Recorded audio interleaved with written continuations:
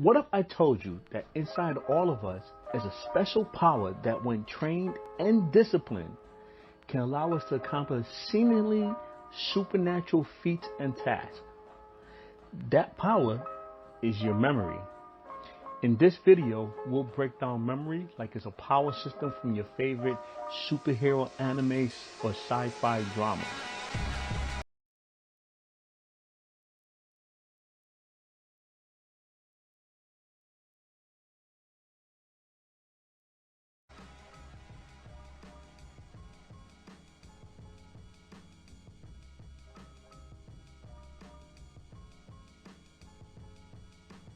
So let's start with some basic definitions.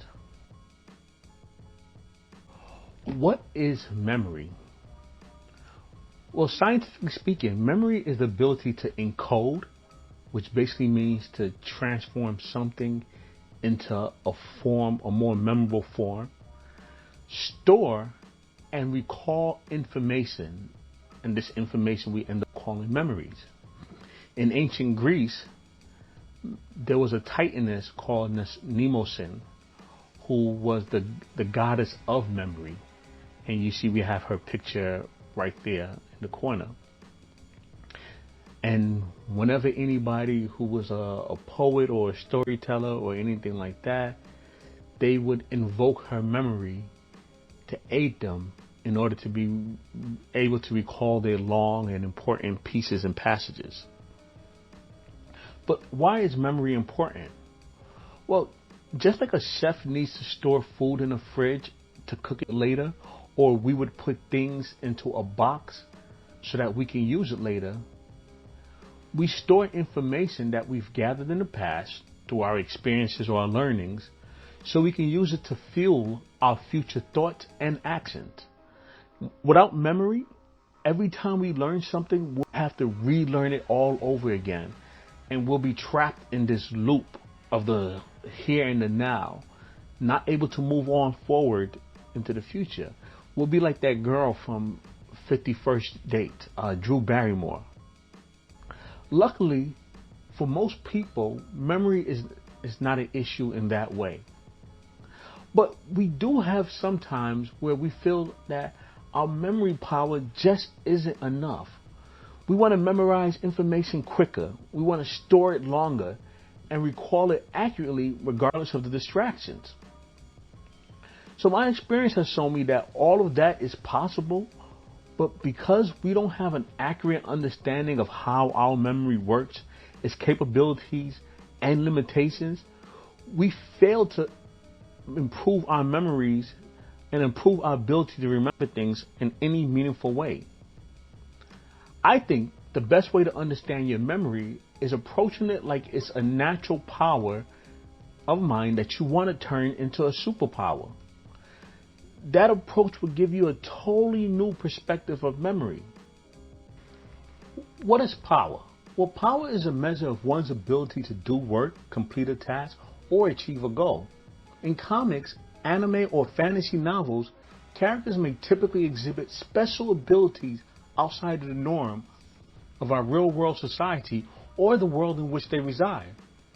These powers entertain us, the readers, and help characters accomplish the goals that they set out in the story, which is typically beating up an opponent, since in fact most of these powers are used for some kind of martial combat.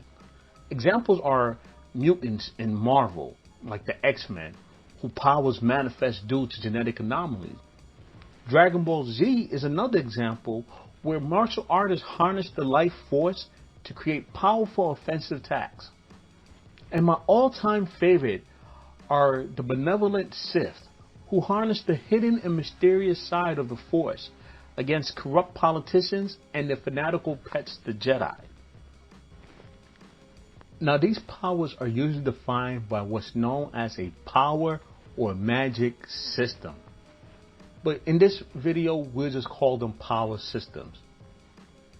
These systems are the rules, principles, and major concepts that determine a user of said power's capabilities, limitations, and uses. In fiction, these systems are typically described as soft or hard.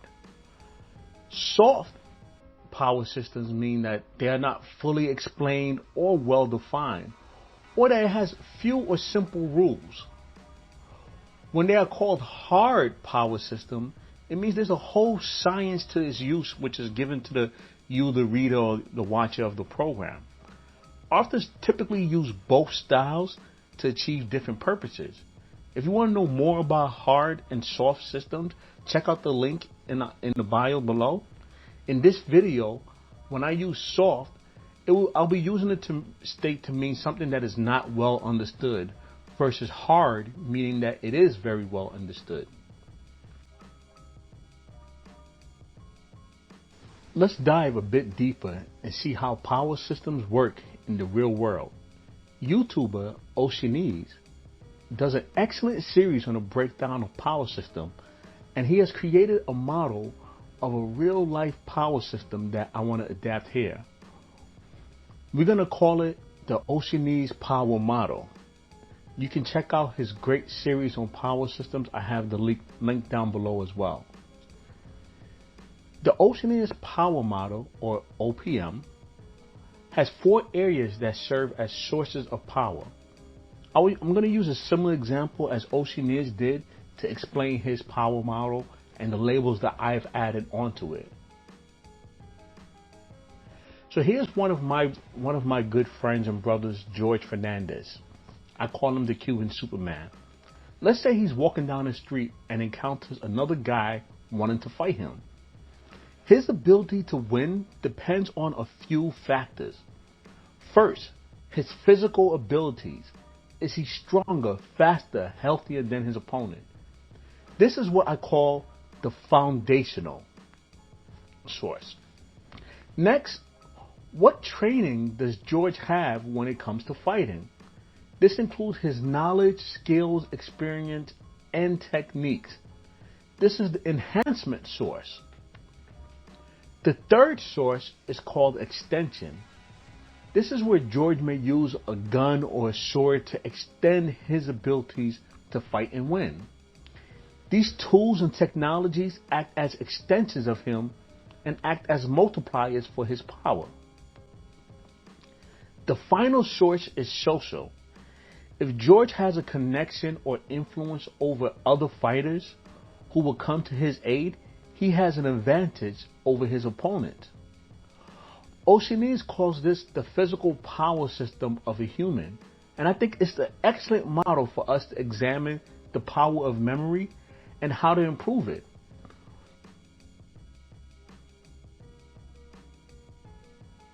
Let's think about power in terms of these 4 sources, and your ability to win and achieve your goals is based on your stats in each source in relation to a job, goal, and or task. One thing we can learn from the OPM is that one can become very powerful in a certain category and not have great stats in every source.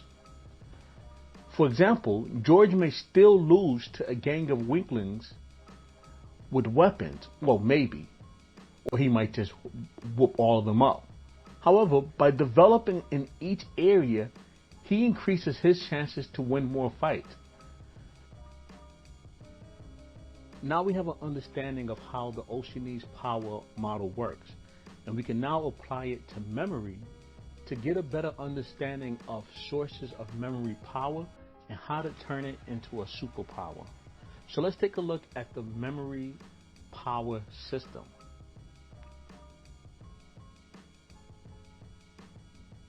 Foundation. The ancients believed there was 2 types of memory, one natural and the other what they call the artificial memory. Artificial meaning as a result of an art or craft or man-made, not artificial as in fake or not genuine. The natural memory was our inborn ability to remember things. It's the memory we got from birth, and it's influenced by our health, our genetics, and the natural mechanisms of the brain. Some people we know are blessed with seemingly extraordinary powers of memory, and they are labeled as having like edict memory or having super autobiographical memory. That's those people who, you can give them a date and they can tell you what they were doing at that time and place etc., etc. For the most part, the majority of us have brains that operate very similarly. Natural memory forms the foundational level in our power system. Unlike exercising a muscle, it's very and close to impossible as of yet to improve our memory from this source. Pretty much what you're born with is what you get. However, over time, as we age, our memory will begin to degrade as well. So anything we can do to stay healthy will keep our memory running well. In another video, we're going to break down exactly how natural memory works. Enhancement. The ancients distinguished a second type of memory, like we said before, which was called the artificial or trained memory. The artificial or trained memory was your ability to rapidly memorize large volumes of information in your particular field. And it was a result of training and disciplining yourself to use a variety of memory techniques and principles that help you overcome the limits of natural memory. This was the key to memory improvement, and also will be the primary focus of this series. When we talk about memory as a superpower, we are primarily talking about artificial memory.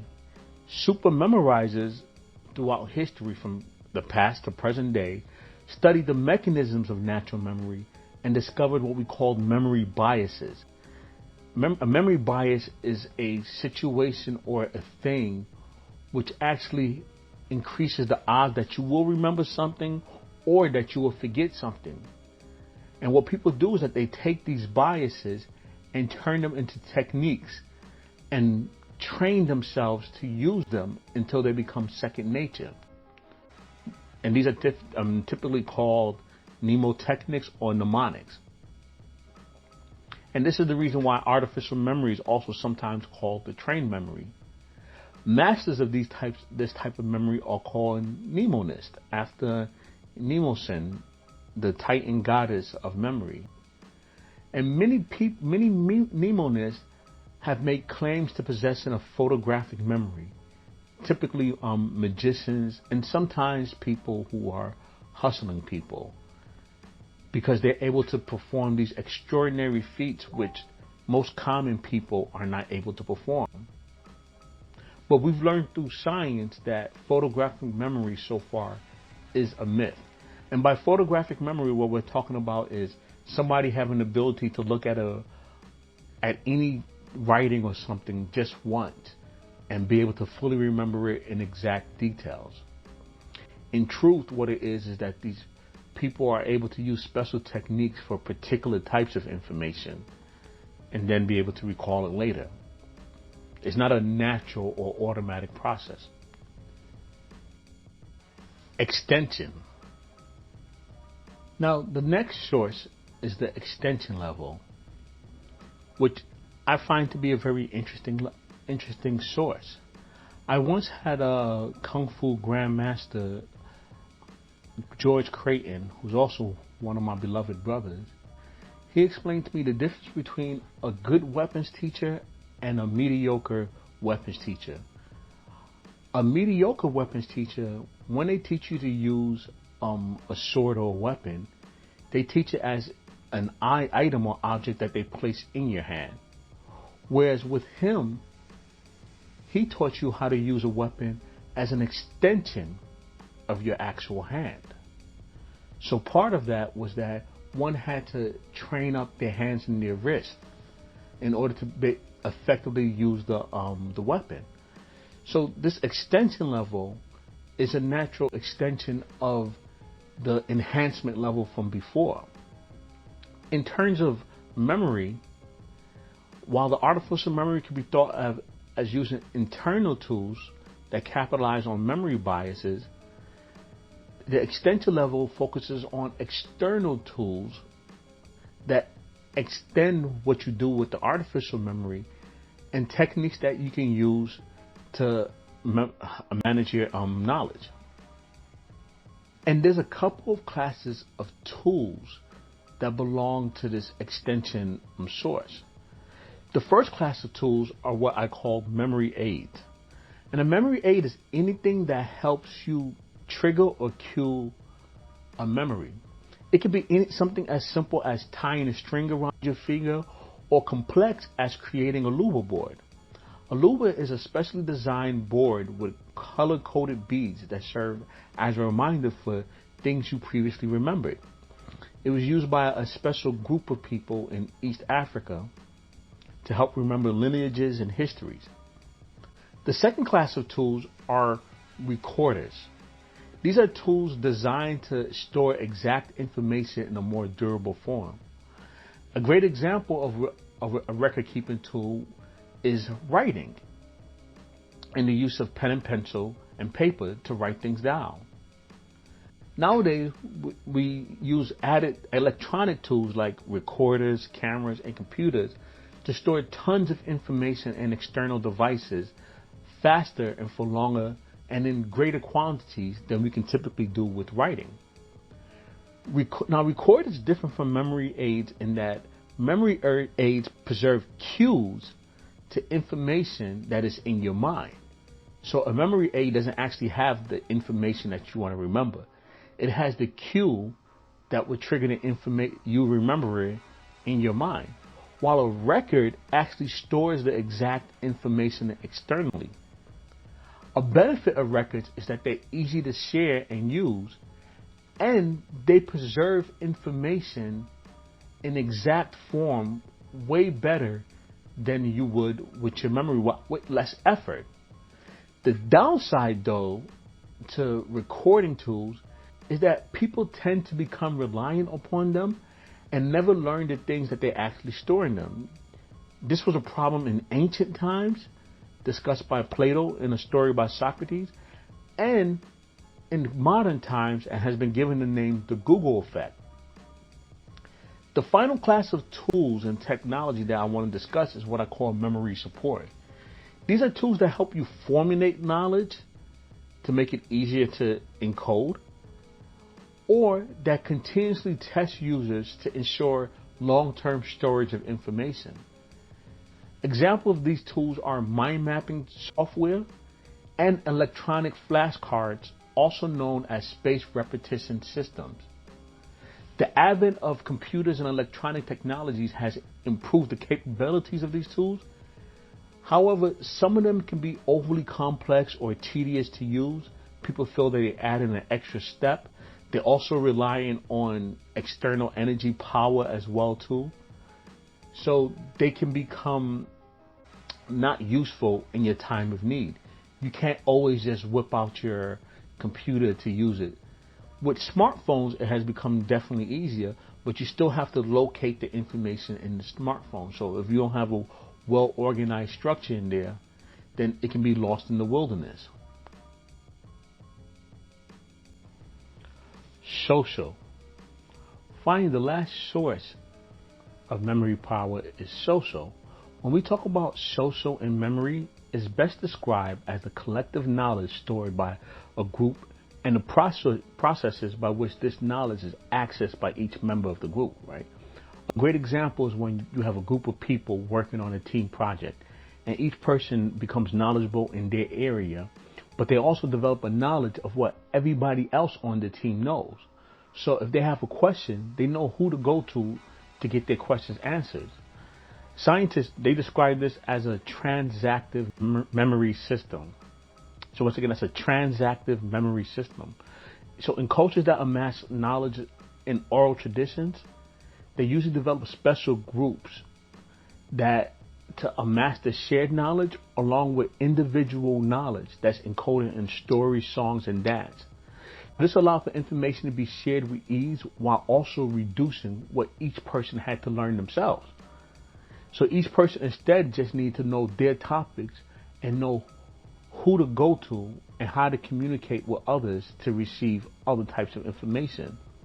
The benefits of this was that decision making was also improved, and the time needed to find information was drastically shortened.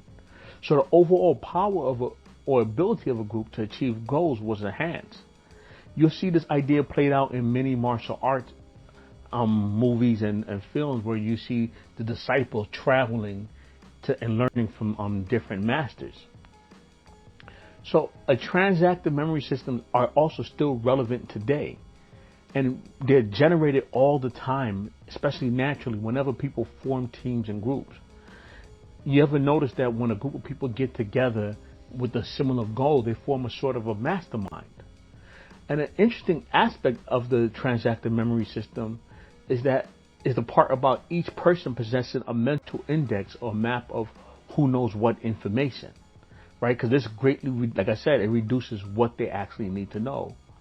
The other interesting aspect is the fact that to accessing knowledge is not automatic, and works into one of the limitations of it, right?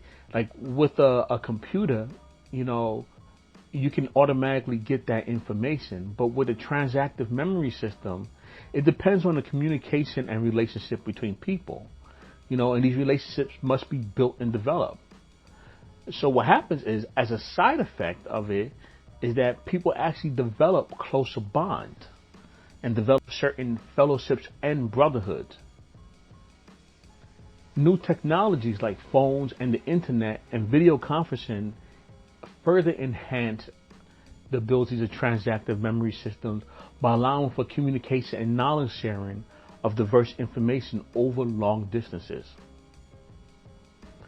Art of memory. Together, these four sources of memory power, foundation, enhancement, extension, and social, are responsible for the superior acquisition, storage, manipulation, sharing, and applying of knowledge, skills, and experiences. So improving your memory means finding ways to maximize your four sources. The particular methods and combinations you use to capitalize on these four sources is what's known as your art of memory.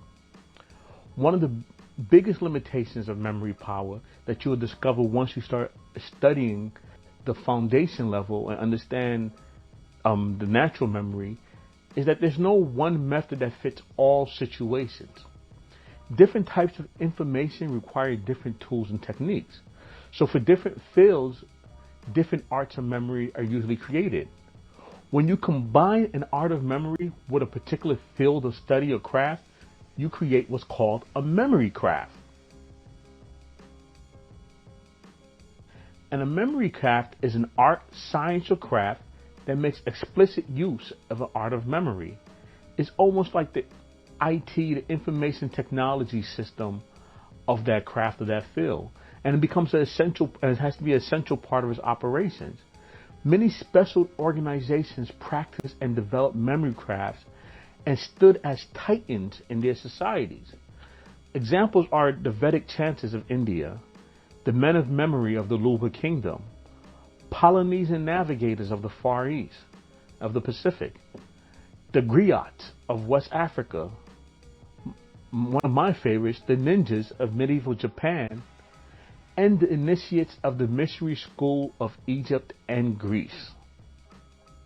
We believe too many of the myths of memory. And so as a result, we don't appreciate, understand, or even attempt to value the enhancement source of memory.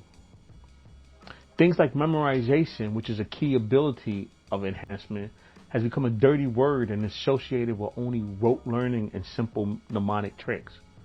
Most memory training is questionable, and especially about the results it delivers, or useless to most people outside of memory sport. The source of memory power people do know is the extension source, which they tend to become over-reliant on. And this is when we become over-reliant on technology and tools, i.e. the Google effect.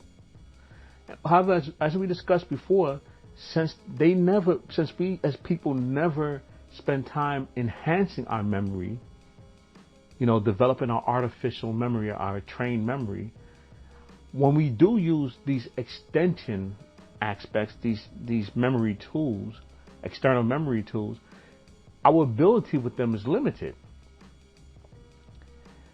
And the fourth source of memories, the social, is practically unknown to most people, even though now with the rise of knowledge management, it's actually starting to get more attention.